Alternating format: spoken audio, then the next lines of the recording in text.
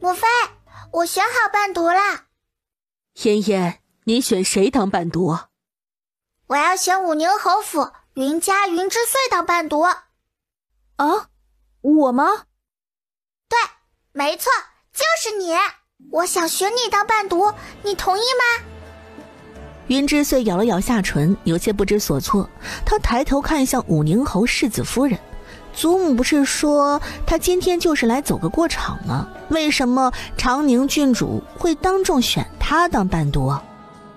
武宁侯世子夫人也愣了一下，看着那边脸色难看的靖远侯夫人和面无表情的裴淑玉。应该是靖远侯夫人让长宁郡主选的伴读，秦王妃并不满意，所以才让长宁郡主选穗穗吧。机会送上门来了，武宁侯世子夫人自然不会错过。她对着云之穗点了下头，我同意当郡主伴读。皇后伯母，我以后的伴读是云之穗啦。好，本宫记下了，以后云家小姐就是你的伴读。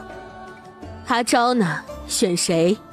回皇后娘娘，阿昭选我家那不成器的孙子阿周当伴读。母亲，母后，阿昭和阿周的关系向来不错，就定阿周当阿昭的伴读吧。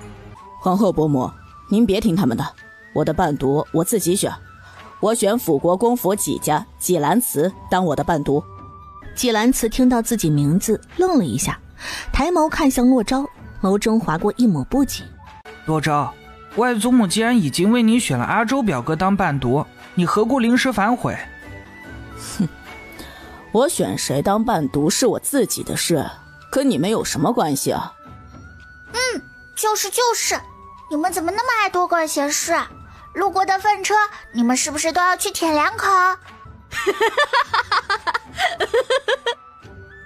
？11皇子闻言十分嚣张的捧腹大笑，唐贵妃轻咳一声，没好气的瞪了11皇子一眼。阿昭，你确定要选辅国公府的纪小少爷当伴读？确定。好，本宫记下了。皇后一锤定音，靖远侯夫人再不甘心也只能坐回去，只能用眼神狠狠瞪着裴淑玉。骆雨和骆腾的伴读和书中一样，一个是叶家的儿子叶勋，一个是年家的女儿年之云，这两家都是支持骆廷义的。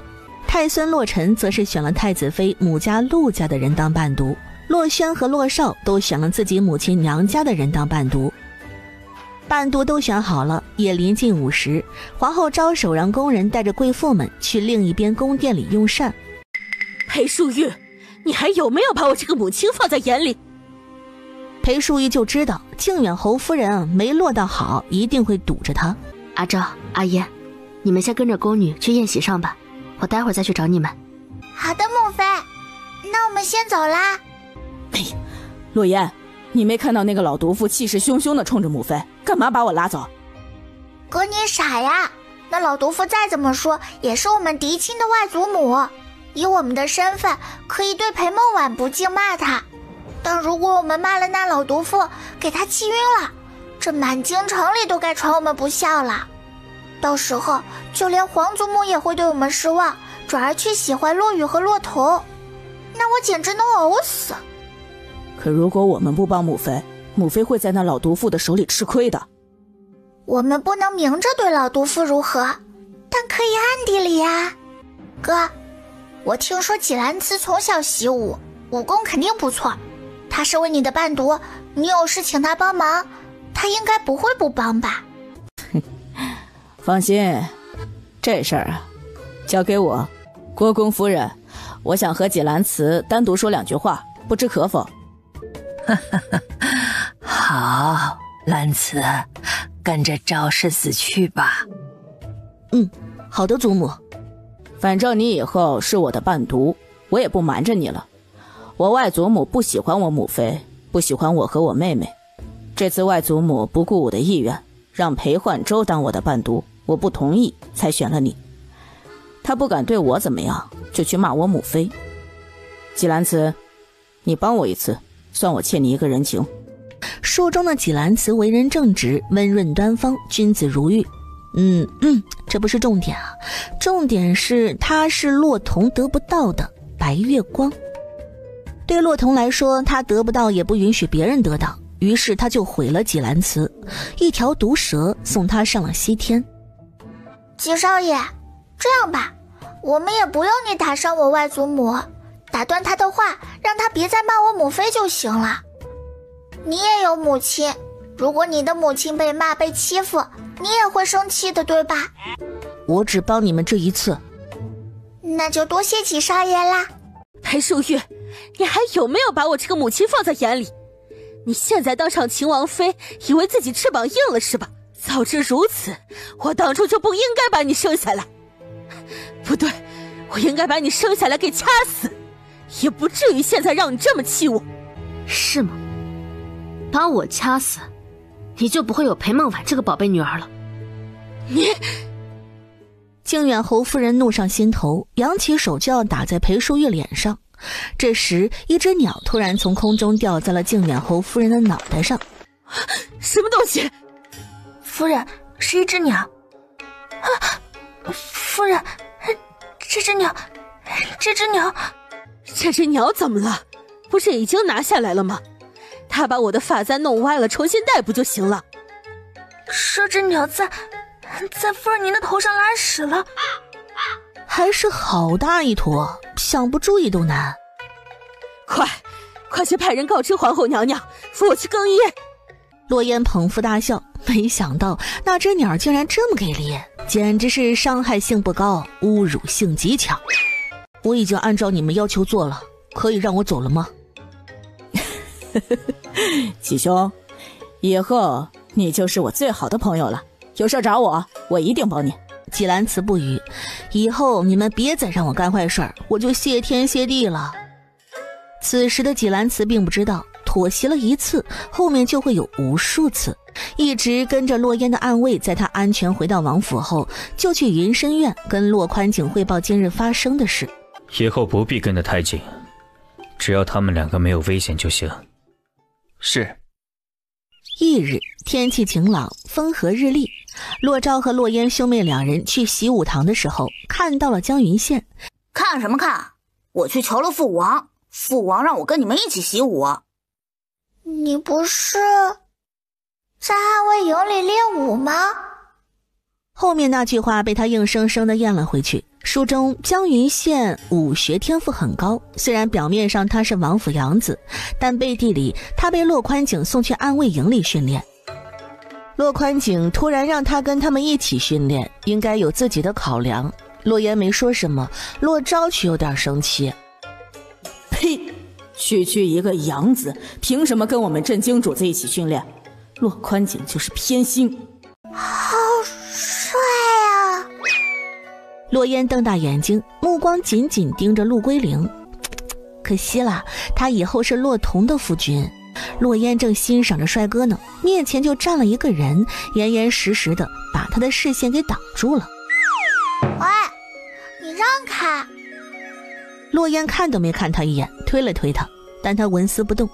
洛烟不耐地抬头看过去，对上一双漂亮忧郁的烟灰色眸子。你站在我桌前干嘛？有事？桌子碎了。谁干的？慕容燕没说话，眼神却慢慢挪到了端王世子身上。罗轩，你要死啊！敢把我的镯子给摔坏？就是一个镯子，大不了我赔给你一个就是了。啊，这是一个镯子的问题吗？这是你不给我面子的问题。我把镯子送给慕容燕，慕容燕就是我罩着的人，你打了她，还把镯子给弄坏了，你就是打我的脸。慕容燕一个败国送来的质子，低微卑贱，凭什么跟我们在一起念书？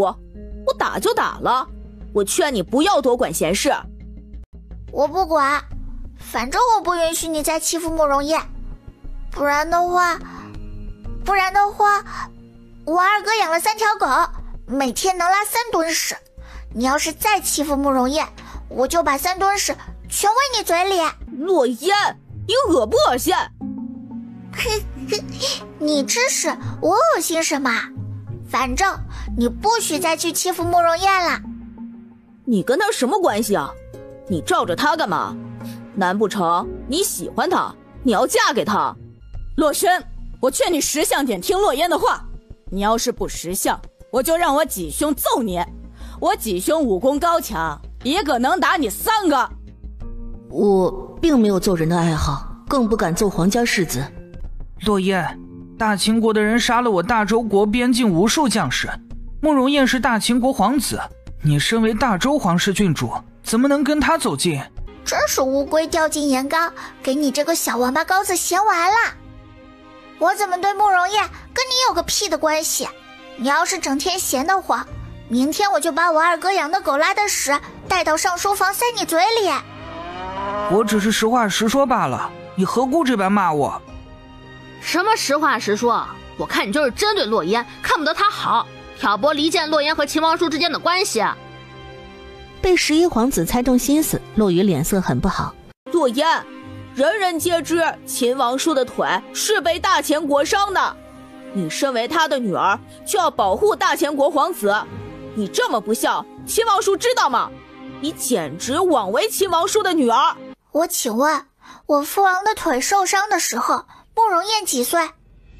他那时才3岁，是他让人给我父王下毒的。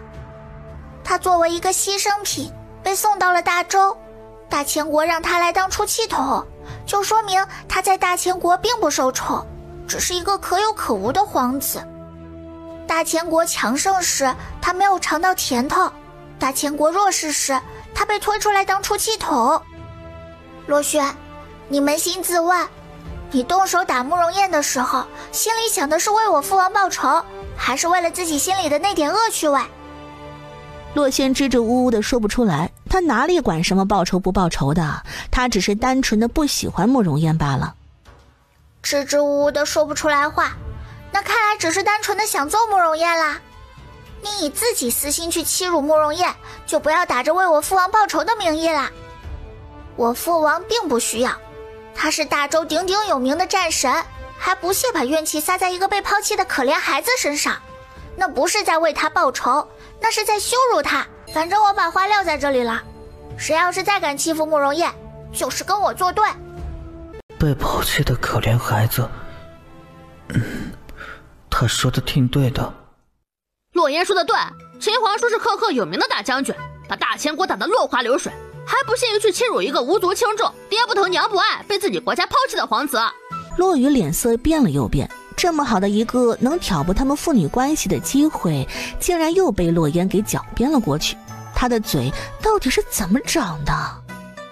就在这时，夫子拿着书本进屋，洛言见状坐回了自己位置上。云之岁，过2天休息，我去找你玩吧。可以的，郡主。你觉得陆龟灵这个人怎么样？什么怎么样？就是你喜不喜欢他呀？想不想让他当你以后的夫君？云之岁被洛言直白的话给惊了一颤，蓦然的红了耳根。哼，你脸红啦，说明你有这个意思哦。要不要姐妹帮你呀？郡主，你快别说了哦。你不喜欢陆龟灵呀？那我回去求我父王，让我和陆龟灵定亲。不行。哦，云小姐觉得我哪里说的不对？不是，我没有说夫子说的不对。上课要认真听，不要窃窃私语。你们每个月都会有1次小考，连续3次不及格，我们有权让你们离开上书房。是，我知道了，夫子。什么？连续3次不及格就可以离开上书房？很快中午下学，别以为你有洛烟的保护就可以高枕无忧，你给我等着瞧。慕容燕没把洛轩的话放在心上，装什么装？眼珠子转了转，嘴角勾起一抹恶意的弧度，坏心眼的伸出腿。慕容燕低头瞥了眼他的腿，脚步顿了一下，抬眸看向洛烟的方向，眸色一沉，顺势被绊倒，但绊倒的方向却被他给改了。洛烟，洛昭看到洛烟摔倒，连忙过来把慕容燕给拉开，把她给扶起来。洛轩，你把我的话当成耳旁风是吧？还敢欺负慕容燕？洛烟，你眼瞎呀！我就站在这里，可没有对他动一根手指头，他自己站不稳摔倒，关我屁事！你敢发誓慕容燕摔倒不是你绊倒的吗？如果你骗人，以后拉不出来屎。好歹毒的誓言！洛轩性格直率，慕容燕如果真的是他绊倒的，他肯定会承认的，对吧，洛轩？对，洛雨说的对，我还不屑撒谎。不是，怎么哪儿都有你啊？皇祖父让我们来上书房念书，一是为了我们的学识，二是为了加固我们皇家子孙之间的感情。洛烟，洛轩是端王府世子，如果皇祖父和太祖母知道你为了一个他国质子而针对洛轩，想来就算太祖母再宠你，也会对你心生不满。就是，我们如何做事跟你没有任何关系，快滚吧。我们走。11皇子对着洛雨的背影挥了挥拳头，要不是怕被父皇打板子，他是真想再去揍洛雨一顿。呵，呸，现着他了。殿下，你要是实在看他不爽，找个机会给他套麻袋，不就不会有人知道是你做的了吗？你以为我不想啊？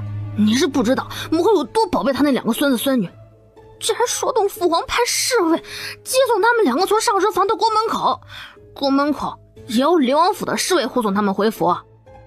其实还有一种办法，可以光明正大的揍他。什么办法？哼，下午的骑射课，你去武场和洛雨切磋。我又不像你功夫那么好，我可不一定能打得过洛雨。要是被洛雨压着打，那我丢死人了。不过我不行，你可以啊。你别害我，我可不敢跟洛雨动手，会被我爹娘打死的。没让你和洛雨打，你和他的伴读叶勋打。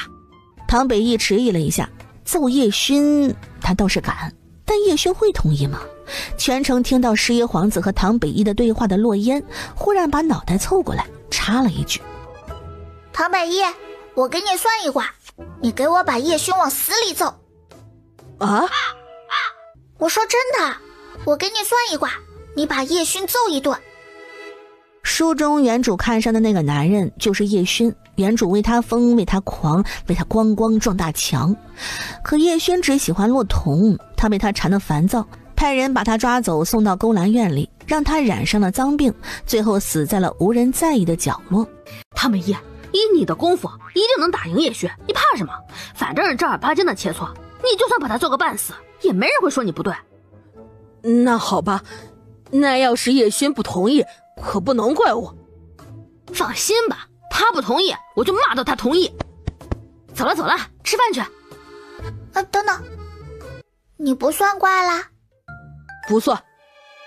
哎，你会后悔的。我从不信命，我知我命由我不由天。那如果我告诉你，你以后会因为想当将军而害了整个唐家，你还会选择当将军吗？长宁郡主，你说这话是什么意思？诅咒我还是诅咒我唐家？算了，你就当我刚刚放了个屁。不行，你把话说明白了，不然我晚上睡不着觉。我刚刚被鬼上身了，说的都是鬼话，你不要放在心上。你当我3岁小孩啊？哎呀，好了，洛言就那么随口一说，你这人怎么那么较真呢？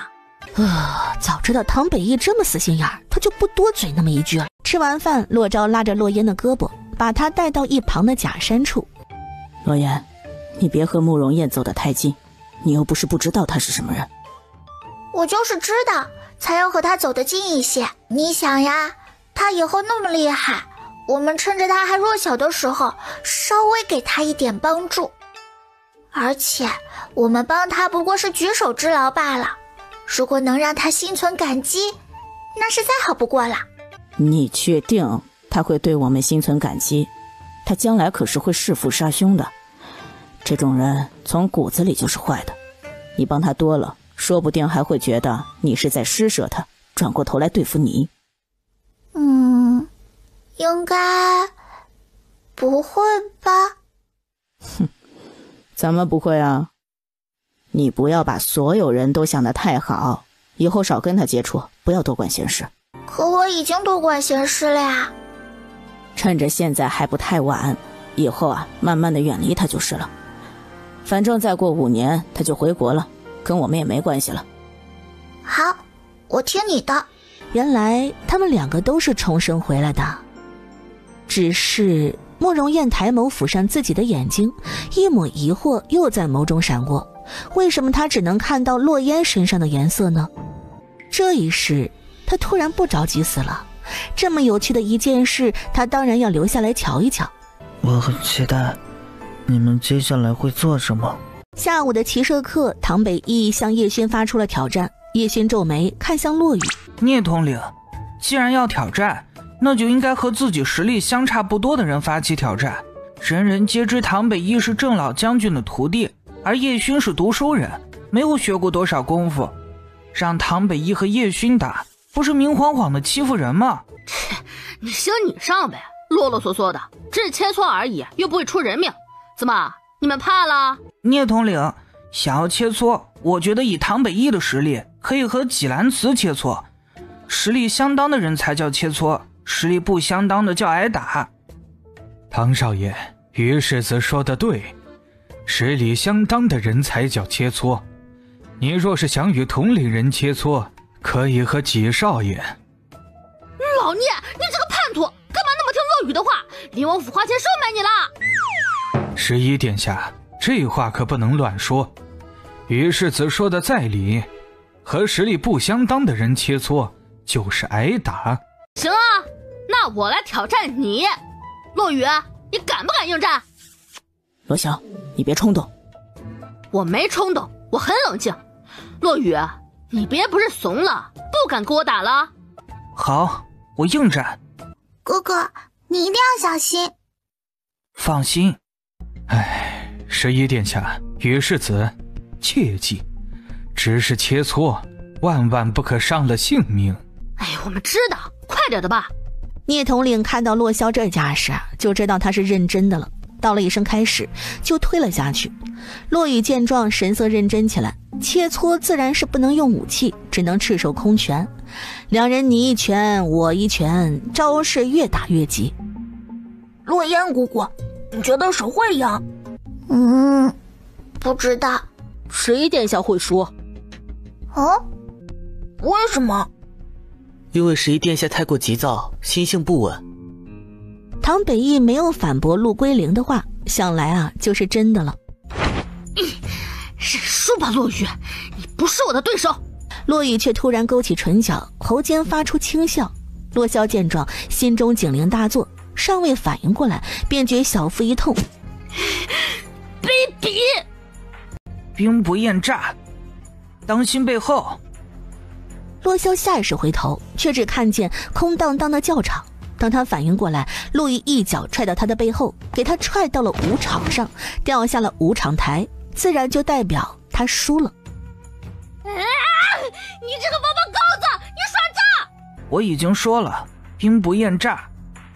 哥哥厉害，哥哥厉害！11皇叔，既然是切磋，那自然有输有赢。你这么生气，该不会是输不起吧？我吹你娘的！老11，别骂姐。陆爷，你干什么？连你也这么气我？明明是他耍诈，我才会输的。那就说明你不够谨慎。如果他是敌人，你早就死800回了。洛萧咬了咬牙，说不出来反驳的话。确实是他不够谨慎，才会输掉这一局。输给谁不好，偏偏输给他最讨厌、最瞧不上的落雨。你要是不服气，下次再跟他约战，我教你一招，保证让你赢。什么？你快说。替他追追。追追是什么？是你们男生有的，而我们女生没有的东西。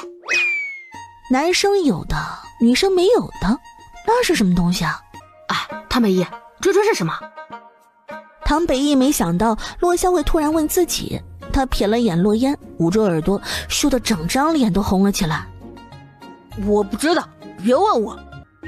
纪兰慈，追是什么？不知道。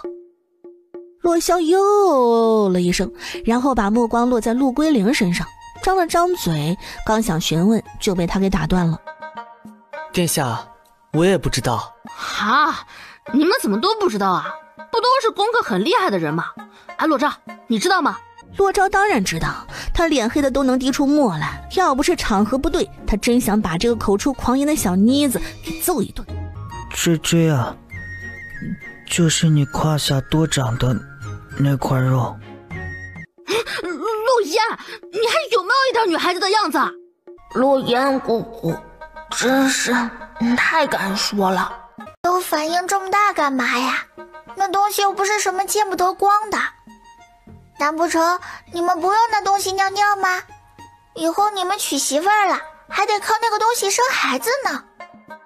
洛言灵针起手，把唐北义等人给惊得说不出话来，就连慕容燕脸皮子都猛地跳了跳。洛言，你给我闭嘴！啊，让我闭嘴干嘛？当男生多爽啊！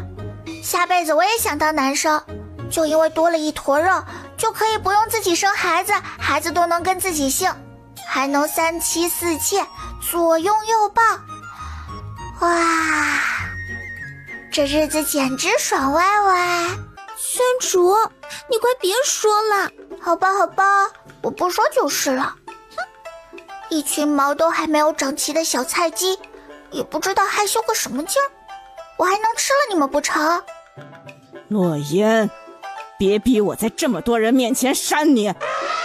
哎呀，我的好哥哥，我不说了，别生气嘛。打蛇打7寸，打人也可以打7寸。陆羽不是说兵不厌诈吗？那咱们也可以啊。可是这也太下流了吧？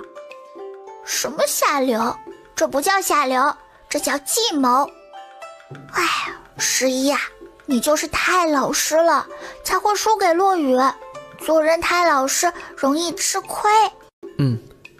我倒是觉得这个计谋可以实行。对嘛，还是陆少爷不古板。你们都学着点，陆少爷，不要太过古板，太过正经，不知道变通，对自己是非常不利的。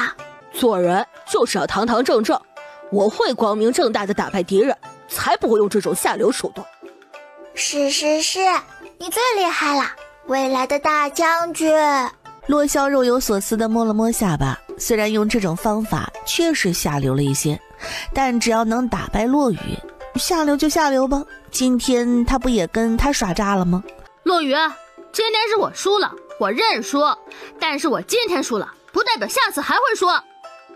3天后在这里我们还比一场，如果我依旧输了，从今往后我再也不骂你了，不跟你作对了，怎么样？你应不应战？我拒绝，你已经输给过我一次，再来一次结果也是一样，不要耽误聂统领给我们上课。洛羽，你怕了我，你怕我下次会赢你。你省省心吧，激将法对我没用。洛萧咬了咬牙，他好不容易才下定决心用洛烟说的那个法子去挑战洛羽，可他竟然不接受他的挑战，这就跟一拳头打在棉花上似的，无力极了。11皇叔，不要冲动，让皇祖父知道了就不好了。洛烟，你鬼主意最多，陆羽现在不接受我的挑战，你说我该怎么让他同意？你问我啊？我也不知道啊，我总不能按着他的脑袋逼着让他同意吧。你再想想，只要你帮我这一次，我就答应你一个条件。3个条件。可以。我这里还真有一个法子，但有点缺德。什么办法？你尽管说。季兰慈，你有没有察觉到洛童的眼神时不时的会落在你身上？季兰慈一听，下意识地看向洛童的方向，而此时的洛童正悄咪咪地盯着季兰慈看。这跟季兰慈和洛童有什么关系啊？你蠢呀！洛童是洛羽的妹妹，你让季兰慈去勾引她一下，让她替洛羽答应和你打不就行了？这能行吗？能行，怎么不能行？洛雨和洛彤是龙凤胎兄妹，关系最亲密。或者你去扇洛彤一个大嘴巴子，洛雨肯定生气，一气之下就会和你决斗。我觉得第二个办法很好。我觉得第一个办法不错。齐兰慈，到你牺牲色相的时候了。还有半个月就要进行一次考核。11殿下，那天陛下和皇后娘娘都在，等到那天你再向羽世子提出挑战，想来他不会再拒绝的。还有半个月，那我不得受他们半个月的耻笑？谁敢耻笑你，你上去给他一拳。你还怕他们？罗言，时间不早了，我们出宫回府。爷爷，3天后是陆家老夫人的寿辰，帖子已经送过来了。陆家是太子妃母家，我肯定是拒绝不了的。但裴梦婉和你外祖母肯定也会去，到时候你跟我一起去。母妃，你不能偏心洛烟，我也要去陆家。不是母妃不愿意带你去，你是男孩子，也10岁了，按理说是去不了后院的。你父王肯定不会出门的，那到时候就是你一个人在前院。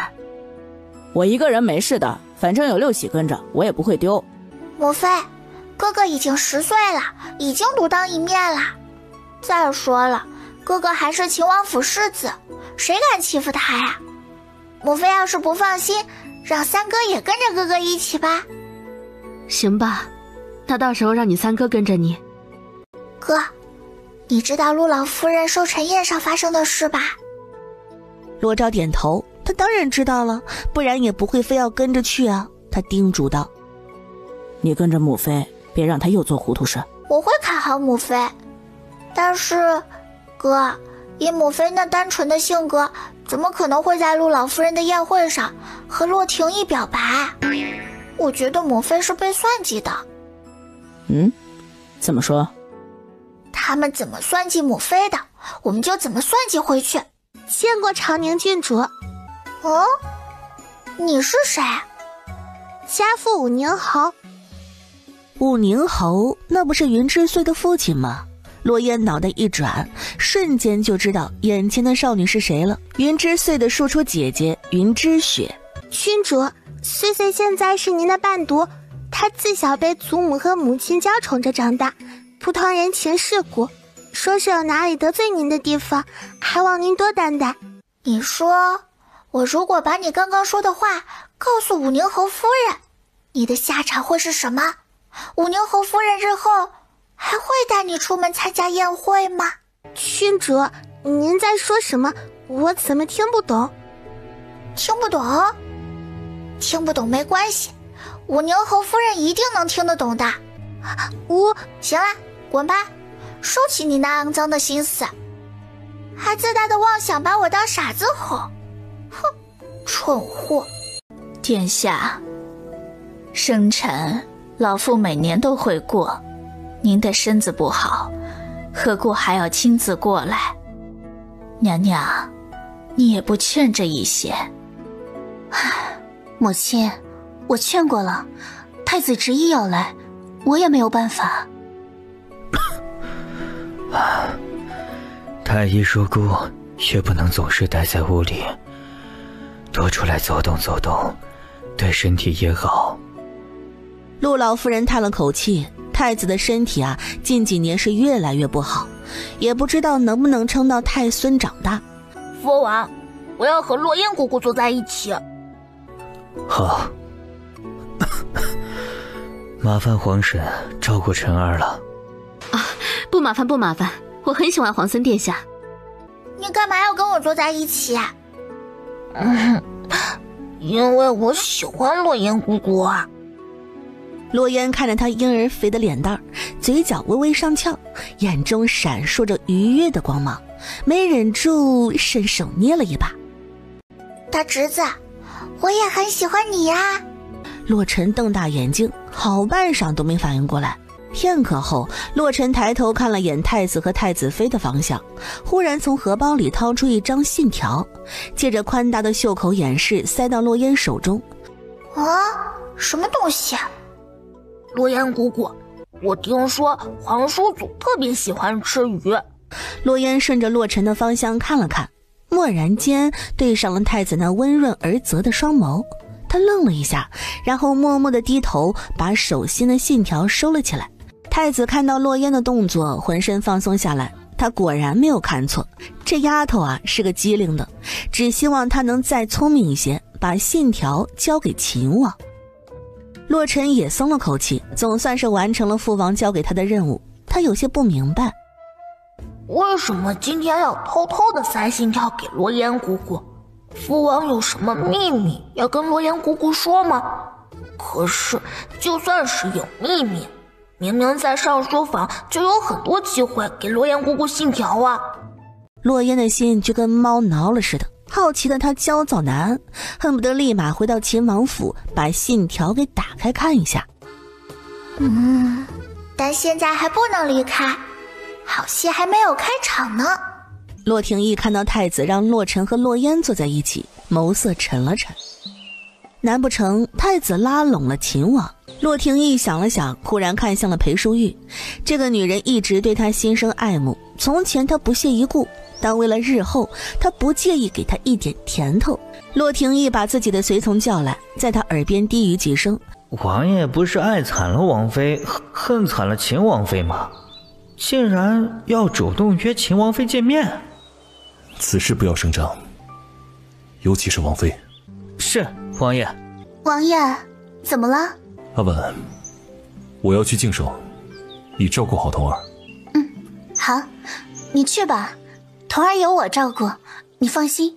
待洛廷义离开宴会大厅后，小夏，你去跟着王爷，看看他去哪儿了。记住，小心点，别被发现了。是，王妃。秦王妃，灵王在园林等你。等等，谁约我见面？灵王洛廷义？我没有听错吧？任何人都有可能约我见面，但洛廷义怎么会约我见面？会不会有诈？裴淑义抬头看向对面，没有看到洛廷义的身影。他轻轻蹙起眉头，不敢相信洛廷义真的会约自己见面。他不是最讨厌他、厌恶他吗？怎么会想单独跟他见面呢？想到从前的种种，裴淑玉咬了咬唇，犹豫一会儿，还是从位置上站了起来。母妃，你要去哪儿？我去静守，马上回来。洛烟看着裴淑玉步伐凌乱的身影，不对劲儿啊！他扭头看向对面，洛廷义不在位置上，也离开了宴会大厅。哥，洛昭今天带了脑子出来的，看到裴淑玉和洛廷义的位置都没有人，就明白洛烟是什么意思了。两人离开了宴席上，洛昭问道：母妃什么时候走的？刚刚，现在去追还来得及。王爷，裴淑玉，本王知道你一直心悦本王，本王给你一个留在本王身边的机会。你在说什么？怎么，你不愿意？王爷为什么会突然跟我说这些？裴梦婉知道王爷的意思吗？你现在的身份是秦王妃，住在秦王府，本王要你盯着秦王的动静，一旦发现什么，立马派人通知本王。阿婉向来善良懂事，为了本王的大业，他自然是同意的。你找错人了，虽然我是秦王妃，但你也知道我是靠什么手段嫁给他的。我与秦王不同住，整个秦王府都是他的人，他的事我一概不知，我帮不了你。既然住在秦王府，那就有机会打探秦王的踪迹。裴淑玉，本王的耐心有限，机会只有这一次。若是你不选择做本王的内应，日后你就再也没有机会接近本王。我承认，当初我确实很喜欢你。15岁那年我回到裴家，除了祖母以外，裴家所有人都不喜欢我。出门参加宴会，人人都取笑我是乡下长大，言行粗鄙。王爷还记得那年普陀寺上救下一个在山里迷路的女人吗？洛廷义皱眉，10几年前发生的事儿，他怎么可能还记得？或许王爷早就不记得了。那个女人就是我，除了祖母以外，王爷是第一个对我发出善心的人。本王救了你一命，你替本王盯着秦王的一举一动，也算是还了本王的救命之恩。救命之恩我已经还了。你什么时候还的？本王需要你救命。11年前定国公府，王爷记起来了吗？洛廷义一听，神色蓦然间僵硬了一瞬，想来王爷应该是记起来了。救命之恩我已经还给王爷，现如今我嫁给了秦王，有了自己的儿女，我也不想再纠缠王爷。看在以往王爷救了我一命的份上，今日我们见面的事，我不会传出去。裴淑玉，那件事分明是你。王爷，你和裴梦婉真的当我是傻子不成？你为了娶裴梦婉为妻，用尽了手段，利用我，利用秦王，让我受尽全京城的嘲讽，所有人都认为是我给秦王下药，跟他生米煮成熟饭，有了身孕才能嫁进秦王府。整个京城只有你和裴梦婉心里最清楚，到底是谁给……裴淑玉，你给本王闭嘴！哦，对了，我差点忘记说了，王爷知道我那年为什么会在山里迷路，身边一个丫鬟都没有吗？那天刚好下着雨，裴梦婉忽然说心口不舒服，又扭了脚。我们当时没有带伞，恰逢遇到叶家的人，但他们只能匀出2把伞。你说巧不巧？裴梦婉的心口忽然在这个时候不舒服，我母亲就让她先下山，跟我说待会儿再来接我。而这个时候，裴梦婉的脚又突然崴了一下，我母亲就让我那个时候的丫鬟去扶着她下山。他们就这样把我一个人丢在山里。我记得我当时等了大概有1个时辰吧，雨越下越大，空气也越来越冷，可就始终等不到人来找我。我很害怕，就趁着雨下小了一些下山。可我第一次去普陀寺迷路了，走得急又摔了一跤，浑身狼狈不堪。王爷知道我回去后去质问我母亲为什么不派人去山上接我的时候，我母亲说什么吗？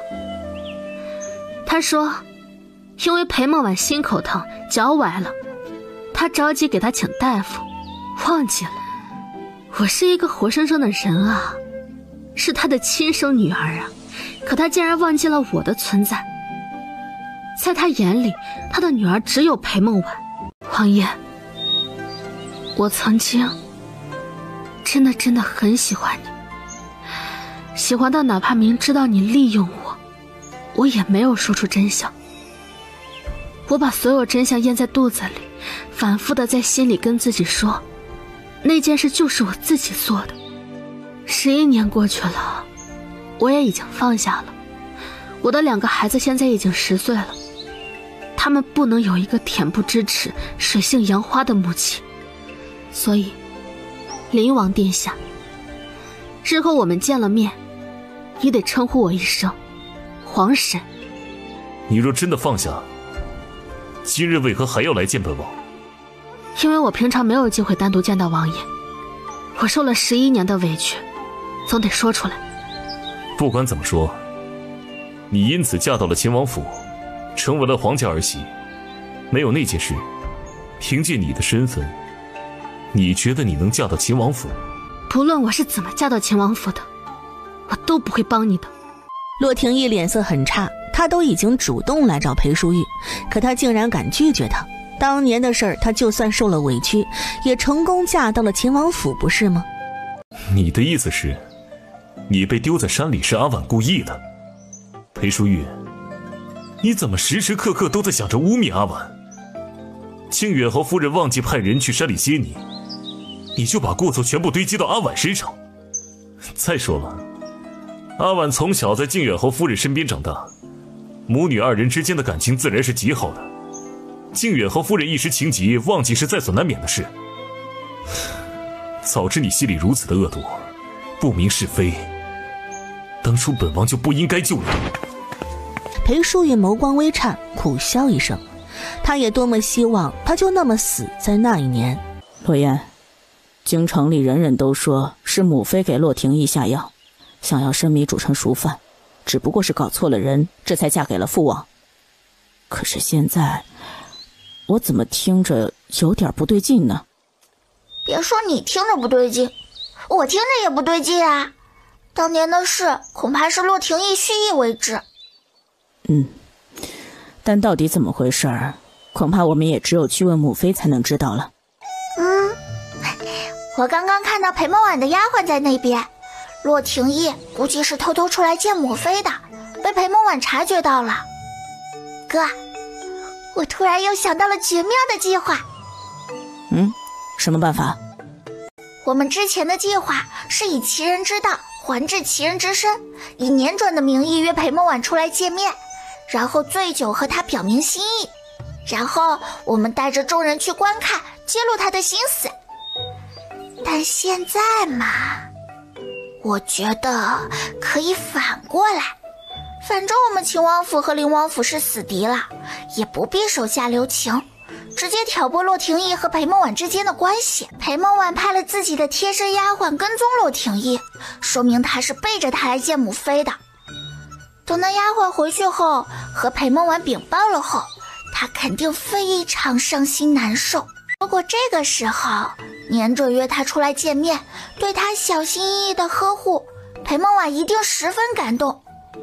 我们呢，再制造一些意外，让两人有亲密接触，然后这一幕被洛廷义发现。洛廷义看到他们两人单独见面还有亲密接触的时候，愤怒吗？那肯定是愤怒的，一怒之下说不定会凶裴梦婉。而裴梦婉呢，他知道了洛廷义背着他约母妃见面，他肯定也很委屈啊。当各种矛盾堆积之下，我倒要看看他们之间的感情是不是真的无坚不摧。这个计划不错，这事儿交给我安排吧。哥，你确定没问题吧？别到时候把我们俩给暴露出来了。放心吧，没有问题。我安排了一个人来了陆家，换上了陆家小厮的衣服。今天人多，不会有人注意到陆家多了一个陌生的小厮。是谁？靠谱吗？是我前世的最得力的手下，为了保护我而死。你说靠谱不？哇，真的吗？到底是谁啊？他之前是一个乞丐，我也是这2天才把他找到的，有机会介绍你们认识啊。好。洛昭说出乞丐2个字，洛言就知道是谁了，就没有过多询问。小夏在看到洛廷义没有去净手，而是约了裴淑玉见面后，心里惊了惊，顾不上什么，连忙回到宴席大厅禀报裴梦婉。怎么会呢？我也怎么会约裴淑玉那个不要脸的贱人见面呢？这不是真的，这一定不是真的。就在这时，一个圆脸丫鬟忽然来到裴梦婉身边，借着给她倒茶的时机，迅速给她塞了一张纸条。裴梦婉一愣，下意识觉得有诈，想把信条给扔出去，但后面又想了想，还是偷偷打开了信条。花园西南角见，我有事要跟你说。裴梦婉把信收了起来，迫不及待地站起身离开。裴淑玉恰逢这个时候回来，裴梦婉看到他脚步一顿，眼中的恶意再也掩藏不住。裴淑玉，我告诉你，有我在，你这辈子都不可能有机会得到王爷。你就算是裴家亲生女儿又如何？裴家所有人都不喜欢你，唯一喜欢你的老太婆也活不了多久。等着吧，我不会让你嚣张太久的。你给我把话说清楚，什么叫祖母活不了太久？祖母今年已经80岁了，再过2个月就是祖母80岁生辰，已经算得上是高寿。就算身体再好，又能活多久呢？裴淑玉闻言长松口气，他还以为他会胆大包天的想对祖母动手，是他想多了。阿婉，你来了。阿怀哥哥。阿婉，你怎么了？我感觉你心情不太好，是不是那林王对你不好？林王欺负你了？年怀不说还好，一说裴梦婉就忍不住红了眼眶。他咬着唇，努力不让眼泪流下来，眼中溢满了委屈。阿婉，你别这样不说话，到底发生什么了？那林王当真欺负你了不成？如果真是他，我就算拼了这条命，也会为你讨个公道。阿怀哥哥，可能是我做的不好，惹了王爷不愉快。当真是林王？阿婉，你告诉我，他到底做了什么？你别问了，这是我和王爷之间的事。阿婉，你既然把我当成哥哥，你受了委屈，那我就有权知道。你不要自己受了委屈还不说，你身后永远有我在，我永远是你最坚强的后盾。裴梦婉心中感动啊，泪眼婆娑地看着满眼都是他的年怀。阿婉，小心有蛇！一条菜花蛇从在两人惊呼中飞快地游走。裴梦婉从惊吓过后回过神来，发现自己竟然在年怀怀中，心中一惊，她立马挣扎地要下来。阿婉，让我抱一会儿，就抱一会儿。若是之前没有肢体接触也就罢了，他还能忍，但一旦接触到，他就再也忍不住了。裴梦婉感觉到温热的呼吸吹在自己耳边，他犹豫了一下，不知为何并没有再继续挣扎。他可以利用年怀对他的喜欢去对付裴淑玉，只要裴淑玉死了，他还怕王爷心不在他这儿吗？你们在干什么？王爷，你听我解释。解释什么？解释你在这里和年怀单独约会？不是的，王爷，不是这样的。方才这里有蛇，我一时害怕才……那你怎么解释你与他单独在这里见面，周围连个丫鬟和小厮都没有？有什么见不得光的事情需要把丫鬟和小厮支开单独说？裴梦婉张了张，顿时哑口无言。见裴梦婉解释不出来，洛廷义脸色阴沉恐怖，他感觉自己快要炸了。你误会我们了，我和林王妃从小一块长大，我把她当成亲妹妹来看，我们之间真是清白的。是啊，王爷，在我心中只把年怀当哥哥看，我爱的人只有你呀，王爷。刚刚真的是有蛇，年怀只是为了救我。林王妃这话说的自己信吗？你身为林王妃，林王殿下的妻子，却和一个外男搂搂抱抱，成何体统？许夫人误会了，刚刚有一条毒蛇游过来，我相信若是许夫人在这里，应该也会害怕的。我是害怕毒蛇，但我自知自己的身份，不会害怕到钻到一个外男怀里，还抱得那么紧，那么的密不可分。什么？蛇精灵，你和年怀抱在一起啦？我靠！皇兄，你还亲自来抓奸啦？皇兄，你头上怎么那么绿啊？洛烟，你给本王闭嘴！我不是，我没有。王爷，你要相信我呀。是啊，王爷，在我心中只把年怀当哥哥看，我爱的人只有你呀，王爷。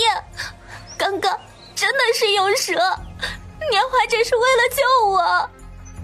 林王妃这话说的自己信吗？你身为林王妃，林王殿下的妻子，却和一个外男搂搂抱抱，成何体统？许夫人误会了，刚刚有一条毒蛇游过来，我相信若是许夫人在这里，应该也会害怕的。我是害怕毒蛇，但我自知自己的身份，不会害怕到钻到一个外男怀里，还抱得那么紧，那么的密不可分。什么？蛇精灵，你和年怀抱在一起啦？我靠！皇兄，你还亲自来抓奸啦？皇兄，你头上怎么那么绿啊？洛烟，你给本王闭嘴！我不是，我没有。王爷，你要相信我呀。哎呦喂，你没有，为什么许夫人会说亲眼看到你和年怀抱在一起？难不成是许夫人撒谎污蔑了你？我可没有污蔑林王妃，我身边的这些陆家丫鬟都能作证。况且王爷你自己也亲眼所见了，不是吗？这满京城里谁不知道裴梦婉你和年怀是青梅竹马？如果我记得没错，年怀马上就要30了吧？为什么还没有娶妻呢？是啊，身为年家大少爷，为什么还没有娶妻呢？到底因为娶不到心爱的人，还是因为什么？王爷，妾身没有背叛您，您要相信妾身。都给本王闭嘴！今日之事只是一场误会，谁敢说出去，别怪本王不客气。皇兄真是好大的口气，你让我闭嘴我就闭嘴，那我多没有面子啊！有本事你把在场的所有人都给杀了，没本事就不要说这些大话。你们干什么？不准欺负我母妃！洛言，又是你！你在上书房欺负我和哥哥，现在又欺负我母妃，你太可恶了！我要跟皇祖父和皇祖母告状，让他们惩罚你。行啊，你去告状，正好也让皇后伯母知道这件事。裴梦婉闻言，眼前一黑，身体直直地朝身后倒了过去。阿婉，洛廷义本能地接住他，也不管什么年怀了，把他打横抱起来，迅速离开了陆家。洛爷，你给我等着！你敢欺负我母妃，我一定不会放过你的。我们可没有欺负她，你那蛇精脸母妃背着所有人单独在这里和你年华叔叔见面，还抱在了一起，被我们看到了。你胡说！你撒谎！我母妃和年华叔叔清清白白，怎么可能会抱在一起？你自己母妃和父王关系不好，你就看不得我母妃和我父王相爱，才陷害我母妃。洛言，你这个小贱人，我不会放过你的。放完狠话，洛彤恶狠狠地瞪了一眼洛烟，转身离开去追洛廷义。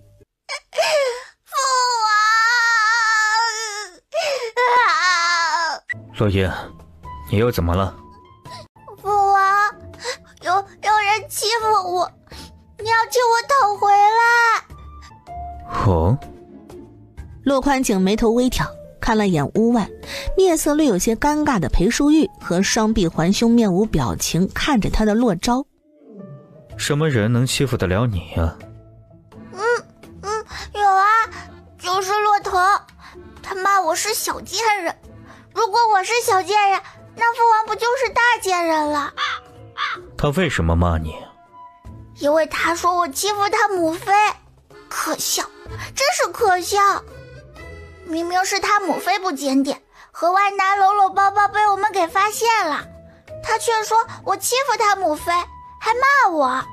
他不仅骂我是小贱人，还骂我说就是因为我父王和母妃感情不好，看不惯他父王母妃感情好，才去欺负他母妃。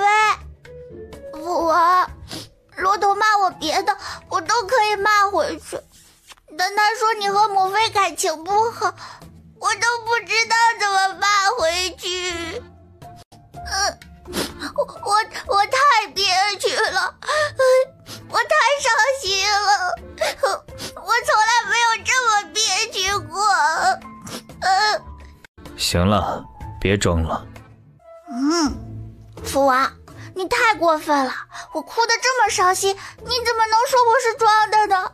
你还有没有把我当成你的亲生女儿来看待？是吗？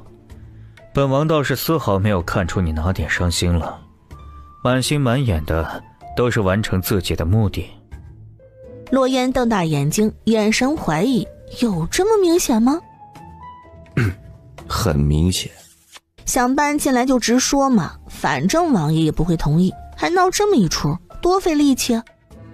父王，我没有骗你，陆彤真的这么说了。不信你去问陆大夫，还有许夫人和洛尘，他们都听到了。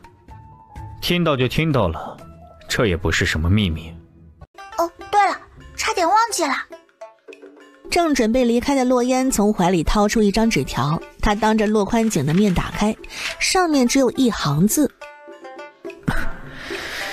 妍妍是个好孩子。啊，夸我的话。父王，这是洛尘今天偷偷摸摸塞给我的。骆宽景闻言，眸子微微眯了眯，把信接过来，看到上面的字后，抬眸瞥了眼洛烟。父王，太子殿下说的什么意思啊？你怎么知道是太子写的？这很难猜到吗？洛尘想说什么就跟我说，不会偷偷摸摸给我塞信条，肯定是太子殿下有什么秘密要跟你说。但是太子殿下又不能出宫，只能用这种办法。知道就好，不用这么明明白白的说出来。真不知道是说他纯好，还是说他机灵。这件事不要暴露出去了，可明白？那你跟我说，太子殿下是什么意思啊？太子夸你聪明。嘿嘿嘿，是吗？那太子殿下可真有眼光啊！那我多没面子呀！天大地大，面子最大，我不管，反正我要住进云深院。父王要是不同意，我就真的去大街上吃屎了，还把我哥带上。我没那么重口味，你别带上我。那你去吃吧。若是你真的敢吃屎，本王就勉强同意你住进来。行，这可是你说的，击掌为誓。你要是骗我，你就是狗。我若是狗，你就是狗的女儿。啊，好啊，跟我玩字眼啊。算了，不管了。洛烟伸出另一只手，抓起他放在轮椅扶手上的一只手，抬了起来，把他手心朝上，随后他一巴掌拍了下去。我们已经击掌为誓了，父王，你要是骗我，你就是狗。王爷，你要相信我，我和年怀是清白的。我去见年怀，是因为他说他有重要的事情要跟我说，不能让丫鬟听到了。我自小把年怀当成亲哥哥看待，我若是真的和他有什么，早就嫁给他了，又怎么会嫁给王爷呢？我嫁给王爷是因为我心悦王爷呀。不是本王不信你，本王不信你不知道年怀一直没有娶妻是因为什么。但凡今日你是跟另外一个男人单独见面，本王都不会这么生气。王爷，我知道年怀心悦我，但我一直把他当成哥哥来看，我也一直劝他娶妻，他不娶妻，我也没有办法。裴家和年家是世交，我和他总是会遇到，但我发誓，我真的和他没有什么。说是我撒谎，就让我不得好死。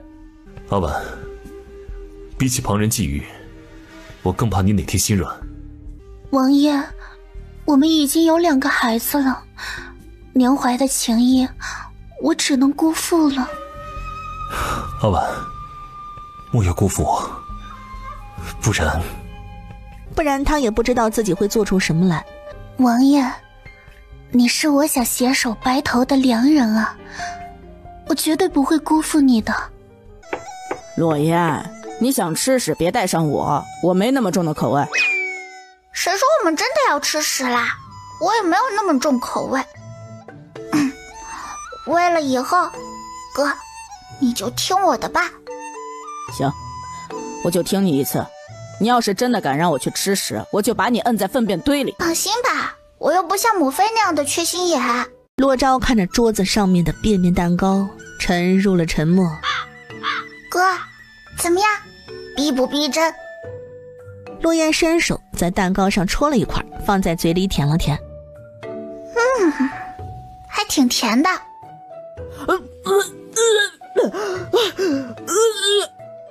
有必要吗？又不是真的。来，你尝一口，很甜的。你别过来，那玩意儿狗都不吃。行啦，我不给你吃，你过来吧。真的是这么好吃的东西，你竟然不爱吃？洛昭松了口气，走过来。洛烟看到洛昭接近，爪子飞快地抓起一块便便蛋糕塞进他嘴里。不对啊，好像真的挺好吃的。哥，是不是很好吃啊？不错。父王说让我去吃屎，就同意我搬进云深院，但又没说是什么屎。那接下来你真的要去大街上吃这个什么便便蛋糕？别人可不知道你的便便蛋糕能吃，不知道的都以为你真的在吃屎呢。所以我得多做几份拿到大街上去，给他们免费品尝，总有人好奇的会来尝的。这个办法也可行。于是洛烟又多做了几个便便蛋糕，吩咐厨房的大厨师不要动，今天太晚了，他准备明天拿大街上去吃。而此时的云深院，洛宽景看着秋野呈上来的便便蛋糕，你吃一口。王爷，属下罪不至死吧？秋野喉结滚动，忍着想吐的欲望，屏住呼吸，拿出勺子挖了一口，视死如归般塞进嘴里。哟呵，不对呀，怎么是甜的？王爷，是甜的，不是臭的，要不您尝一尝？洛宽景沉默了一会儿，试探性的接过勺子，忍着恶心尝了一口，确实是甜的。洛烟啊洛烟，还真是个鬼机灵啊。王爷，郡主说的吃屎吃的是这个，那明天过后，郡主岂不是要搬进云深院了？本王只是答应让他住进来，没有答应让裴淑玉和洛昭住进来。走过路过，不要错过，大家快来看看。哟，小姑娘，你这是大便吧？口味也太重了吧！哎，就是啊，小姑娘，你赶紧把这恶心的大便拿下去，我们周围还要做生意呢。各位哥哥姐姐叔叔婶婶们，这个不是真的大便，只是大便形状的点心，我给它取名便便蛋糕。别看我们这便便蛋糕外形不好看，但味道可比珍珠坊的点心还要好。我今天也不是出来卖蛋糕的，是免费给你们品尝的。我乃秦王府郡主洛烟，他是我的三哥江云羡，他是我的亲哥哥秦王府世子，我们没有必要骗你们。什么？竟然是秦王府世子和郡主！一群百姓哗然大惊。怎么样？我都自报身份了，有没有人敢来品尝我的便便蛋糕呢？洛烟看着他们，还是一脸嫌弃的表情。三哥，你去吃一口。你怎么不吃啊？让你去就去，哪来那么多的废话？你要不去吃，下次我做什么都不带你了。江云羡被踹得一个踉跄，没好气地瞪了他一眼，最终还是拿着干净的勺子，当着众多百姓的面尝了一口。我三哥都吃了，你们总算能相信我们了吧？百姓们还是将信将疑，实在是洛烟做的便便蛋糕真的太像他们平常拉出来的。人心中的成见是一座大山，怎么能对自己体内拉出来的物品有这么大的成见呢？真的是免费品尝吗？当然是免费的，不收你的钱。要是骗你，就让我父王天打雷劈。我可以试试。秀儿，把勺子给他。是，郡主。是甜的。当然是甜的。你要是喜欢，这些都可以给你吃。真的吗？谢谢郡主娘娘，谢谢郡主娘娘。我一个人吃不了这么多，我只要一份就可以了。你想吃多少就吃多少。我来尝尝是不是甜的。大汉拧着眉尝了一口，在感受到舌尖那一丝丝甜味过后，当真是甜的。胡汉三儿，真的是甜的呀？你该不会是被臭糊涂了吧？我说你们的鼻子都是怎么长的？桌子上这么多便便蛋糕，若是真的是臭的，你们难道闻不到啊？你们要是不信，自己过来尝，反正也都是免费的，也不收你们银子。很多人还是不信，当一个两个都说是甜的，还吃得那么欢快，加上不收银子是免费的，很快就陆陆续续的有人过来品尝。小乞丐，你有名字吗？我叫阿满。阿满，挺好听的名字。果然是他。骆童出门逛街的时候，无意间救下了一个小乞丐。后来他发现，小乞丐并不是普通乞丐，她是皇家封家早年丢失的小女儿。因为骆童救下了阿满，所以封家就一直支持骆廷义，给他送了不少银子。阿满，你还记得你的家人吗？不记得了。你今天帮了我一个大忙，我身边缺一个丫鬟，你要不要来秦王府当我的贴身大丫鬟？保证让你吃饱穿暖。真的吗？我可以去秦王府？当然可以。谢谢郡主娘娘，奴婢一定会好好伺候郡主的。起来吧。半个时辰不到，便便蛋糕就都被吃完了。父王，我回来了，该你兑现承诺的时候啦！你要是敢骗我，你就是狗。屋里，骆宽景揉了揉眉心，他和裴淑玉都不是聒噪的性格，怎么就生出来一个这么聒噪的女儿？秋玉，你去。秋玉点头，推门出去。郡主，王爷说让你收拾东西搬来，不过只能是您一个人搬过来。没问题，我这就去让下人收拾收拾，今晚就搬过来。嫣嫣啊，我听关嬷嬷说你真跑去大街上吃屎了呀，现在外面都传遍了。那个，你倒也不必牺牲了这么多。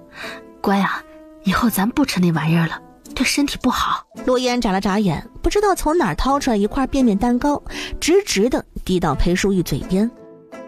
母妃，很好吃的，你尝一口。怎么还有剩下的？我可没有那么的重口味儿。婉拒了哈。真的挺好吃的。母妃，你就尝一口嘛。我不吃，我没有那个爱好。哎呀，母妃，这只是便便蛋糕，是甜的，不是臭的。我和哥哥还有三哥都吃过了，很好吃的。这是我特意给你留的，你就尝一口吧。我不吃，你自己留着吃吧。